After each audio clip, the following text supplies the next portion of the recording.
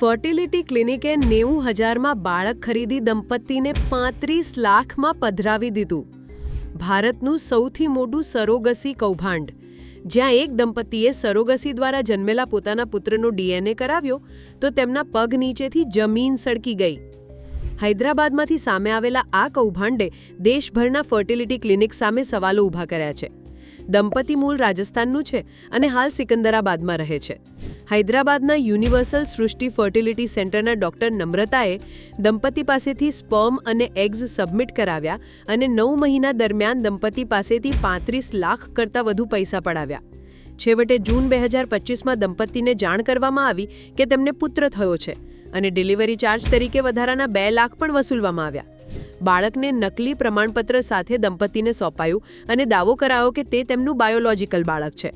જો કે બાળકનું વર્તન જોઈને દંપતીને શંકા ગઈ અને તેમને દિલ્હીમાં પ્રાઇવેટ ડીએનએ ટેસ્ટ કરાવ્યો અને સમગ્ર કૌભાંડનો ભાંડાફોડ થયો.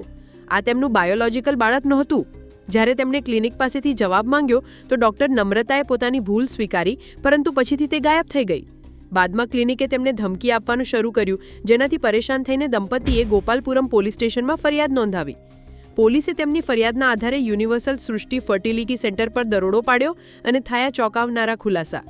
ડોક્ટર નમ્રતા વિજયવાડા, સિકંદરાબાદ, વિશાખાપટ્ટનમ અને કોંડાપુરમમાં ફર્ટિલિટી સેન્ટર ચલાવતી હતી. તે દરેક ગ્રાહક પાસેથી 20 થી 30 લાખ રૂપિયા લેતી હતી અને સરોગસીના નામે નવજાત શિશુઓ વેચતી હતી.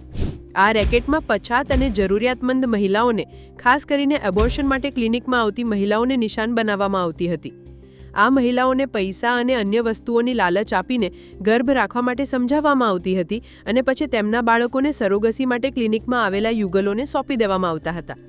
યુગલો ઘણીવાર બાળકની માતાને મળવા આગ્રહ કરતા, પણ ક્લિનિક તેમને એક કે બીજું બહાનું કાઢી ટાળી દેતું હતું. પોલીસે આ કેસમાં ફર્ટિલિટી સેન્ટરના મેનેજર ડોક્ટર નમ્રતા સહિત ઓછામાં ઓછા 10 લોકોની ધરપકડ કરી છે.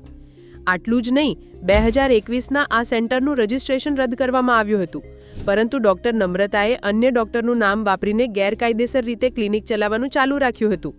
આ રેકેટ ઇન્ડિયન સ્પર્મ ટેક નામની લાયસન્સ વિનાની કંપની સાથે મળીને કાર્યરત હતું, જે ગુજરાત અને મધ્યપ્રદેશ જેવા રાજ્યોમાં સ્પર્મ અને એગ્સની ગેરકાયદેસર દાણચોરી કરતી હતી. પોલીસે ઇન્ડિયન સ્પર્મ ટેકના પ્રાદેશિક મેનેજર પંકજ સોની અને 6 અન્ય લોકોની પણ ધરપકડ કરી.